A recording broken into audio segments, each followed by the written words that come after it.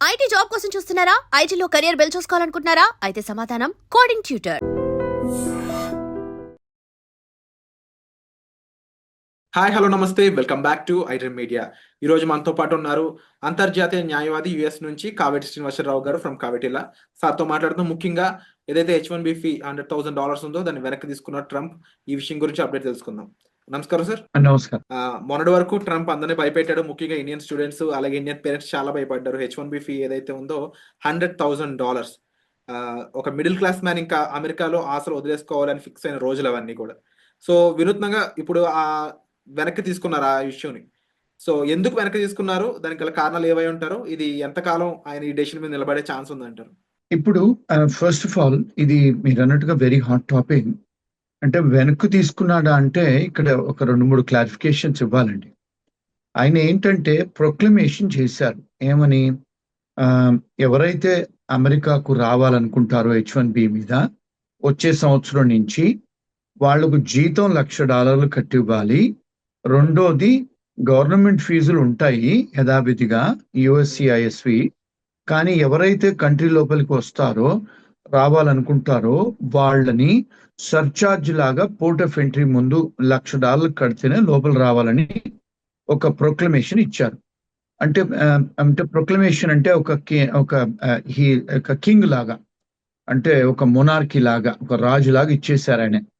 అంటే రాజ్యాంగ విరుద్ధం అని అనుకోవచ్చు, కానీ ఇచ్చేశారు.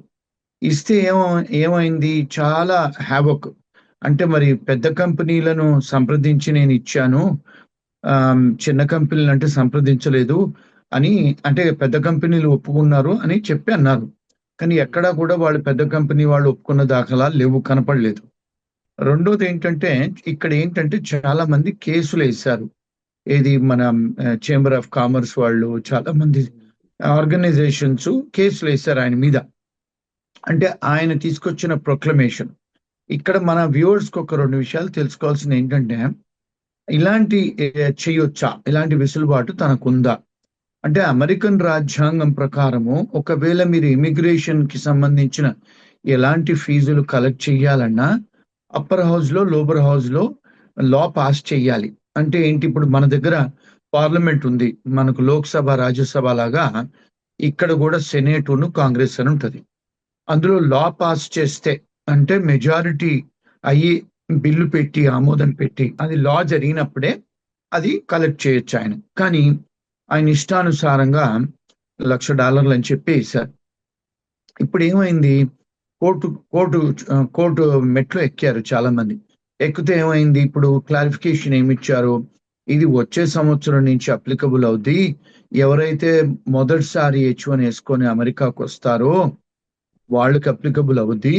రెండోది అమెరికాలో ఎవరైతే చదువుకోవడానికి వస్తారో, చదువుకుంటారో, ఇక్కడ వాళ్ళకు ఉద్యోగాలు ఏదైతే వస్తుందో దాన్ని F1 స్టేటస్ నుంచి H1B వేసుకునేటప్పుడు చేంజ్ ఆఫ్ స్టేటస్ అలాంటిది ఏమన్నా ఉండేటప్పుడు దానికి వర్తించదు అని మళ్ళీ క్లారిఫికేషన్ ఇచ్చారు.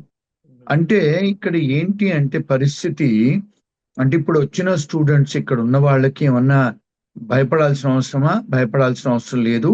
వాళ్ళకి ఎవరైనా కంపెనీ వాళ్ళు H1 ఫైల్ చేస్తే వచ్చే సంవత్సరం కోటాలో టెన్షన్ పడాల్సిన అవసరం లేదు. రెండోది, ఇక్కడ ఎవరైనా H1Bలో ఆల్రెడీ ఉంటే వాళ్ళు మళ్ళీ H1B పొడిగించుకునేటప్పుడు లేదా మళ్ళీ H1B మళ్ళీ వేసుకునేటప్పుడు, అంటే పొడిగించుకోవటం ఒకటి, F1 నుంచో లేకపోతే వేరే స్టేటస్ నుంచి H1 చేసుకునే వాళ్ళు ఎవరైతే ఉంటారో ఈ దేశంలో ఏ కంపెనీ ఎవరైనా స్పాన్సర్ చేసేటట్టు ఉండేదైతే వాళ్ళకి ఈ రూల్ అప్లికబుల్ అవ్వదు అని క్లారిఫికేషన్ USCIS వాళ్ళు నిన్న కాక మొన్న వెబ్సైట్ లో పెట్టారు వాళ్ళ దాంట్లో. ఇంకోటి ఏంటంటే అసలు ఈ $1,00,000 వసూలు చేయొచ్చా అన్న దానికి ఇంకా కోర్ట్స్ డిసిషన్ తీసుకోలేదు. ఎందుకంటే అది బర్డెన్ అవుతుంది కంపెనీస్ మీద. అట్లా $1,00,000 పెడితే ఇప్పుడు సరే మన ఇండియన్స్ చాలా మంది ఐటీ ప్రొఫెషన్లో ఉన్నారు, 72% మన వాళ్ళే ఉన్నారు. మరి వాళ్ళకి ఇది ఎఫెక్ట్ అవుతుంది ఈ రూలు. ఇది ఒక మనకే కాదు, ప్రపంచవ్యాప్తంగా ఎవరు చేసుకోవాలన్నా రూల్ అప్లికబుల్ అవుతాయి. సో అది ఇంకా కోర్టులలో ఉంది, తేలలేదు.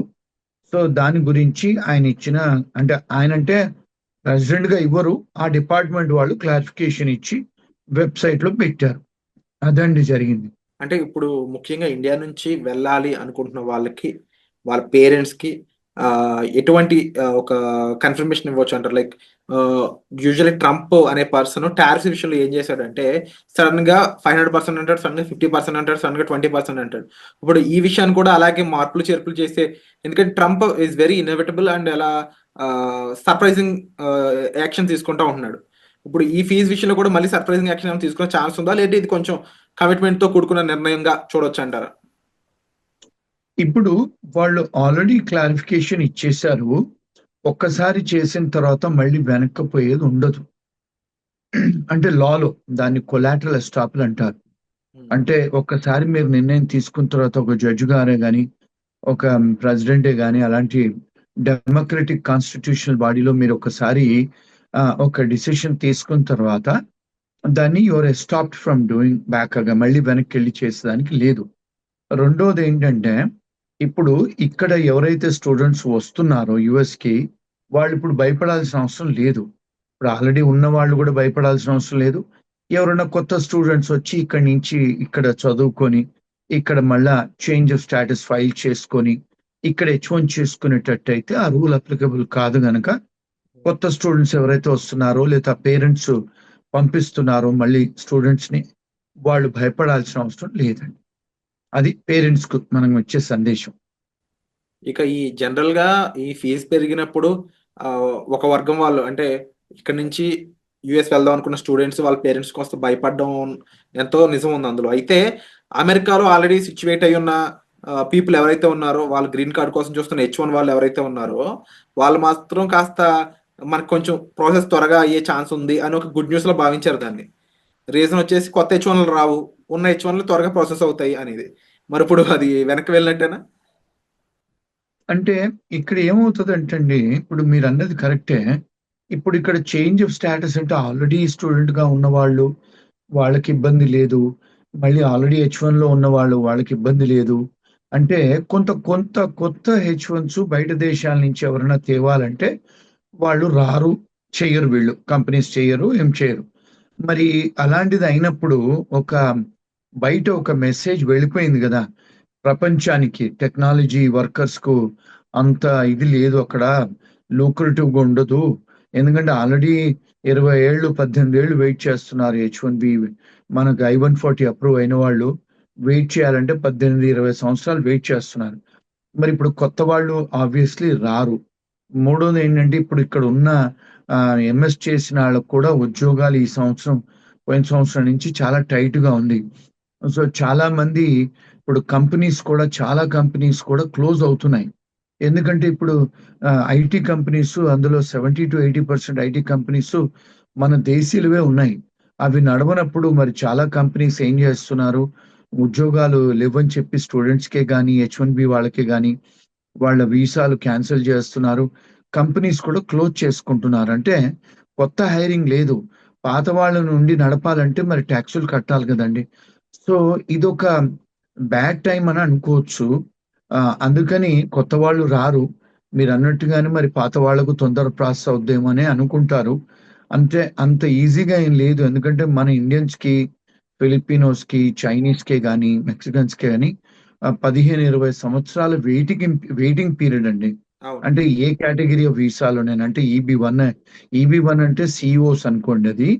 ఈబీ-2, ఈబీ-3 అదర్ వర్కర్స్.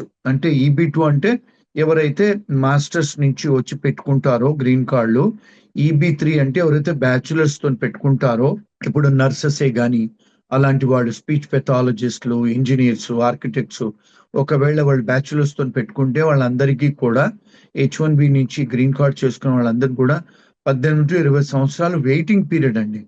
అంటే మరి ఆబ్వియస్‌గా మరి కొత్త వాళ్ళు రానప్పుడు మరి పాత వాళ్ళు ఉంటారా? చేయించుకుంటారా? రెండోది. మూడోది కంపెనీస్ కూడా ఇప్పుడు మనకు స్పాన్సరింగ్ చేసిన కంపెనీసు మీ గ్రీన్ కార్డ్ టైమ్ వచ్చే వరకు లేవనుకోండి. మరి వాళ్ళకి పోయినట్టే గదా! గ్రీన్ కార్డ్ పోయినట్టే గదా! అవును. అంటే ఆహ్, అంటే క్యాండిడేట్స్, ఎంప్లాయీస్ ఉండాలి దేశంలో. వాళ్ళ గ్రీన్ కార్డ్ వచ్చే వరకు. కంపెనీస్ కూడా వ్యాపారం చేస్తూ ఉండాలి. మరి కంపెనీస్ కూడా క్లోజ్ అయిపోయి అక్కడ పనిచేసే వాళ్ళు గూడా వెళ్ళిపోతే ఆబ్వియస్‌లీ అవి ఏదైతే కోటా ఉంటదో నిండదు గదండీ గ్రీన్ కార్డ్‌లు ఇచ్చే కోటా. కొంత బెటర్ అవుద్దని నేను అనుకుంటాను. అంటే ప్రాక్టికల్ ఇదంతా రీజనింగ్, అంతేగాని లాజికల్ రీజనింగో లేకపోతే లీగల్ రీజనింగ్ కాదండి. అంటే మనం అంటే అనుభవపూర్వకంగా చెప్పేది. ఇలాంటివి జరిగితే కంపెనీస్ క్లోజ్ అయినప్పుడు, లేకపోతే ఎంప్లాయీస్ తీసుకోకుండా వెళ్ళిపోయినప్పుడు, వేరే కంట్రీస్‌కి వెళ్ళిపోయినప్పుడు ఆబ్వియస్‌లీ అక్కడ కొన్ని వీసాలు అవైలబుల్ ఉంటే గనక వాళ్ళు సర్దుబాటు చేస్తారు ఉన్నవాళ్ళు. Thank you so much sir. Information మాకు బ్రీఫ్‌గా అందించినందుకు. అలాగే నెక్స్ట్ ఎపిసోడ్‌లో I-140కి సంబంధించిన కొన్ని విషయాలైతే క్లియర్‌గా మనం కావేటి సార్ నుంచి తెలుసుకుందాము. And for more videos, Please subscribe to iDream. Please subscribe to iDream. Please subscribe iDream. And please subscribe to iDream. For more videos, subscribe to iDream. please like, share, and subscribe to the channel. Congratulations, iDream. Subscribe to iDream. Subscribe to iDream. So subscribe to iDream Media. iDream team అందరికి huge congratulations. Please subscribe iDream Media. Please subscribe to iDream. Subscribe iDream. Please subscribe to iDream. iDream అంటే నా కళల ఛానల్ను subscribe చేసుకున్న నోరు తిరుగుతలేదు, మీరైతే గంట గుర్తు కొట్టండి. For more such videos, please subscribe to iDream. Subscribe to iDream. Please subscribe to iDream. Please subscribe iDream Media. Please do subscribe to iDream. Please subscribe to iDream Media. For best entertainment and information, please subscribe iDream. And don't forget to subscribe to iDream.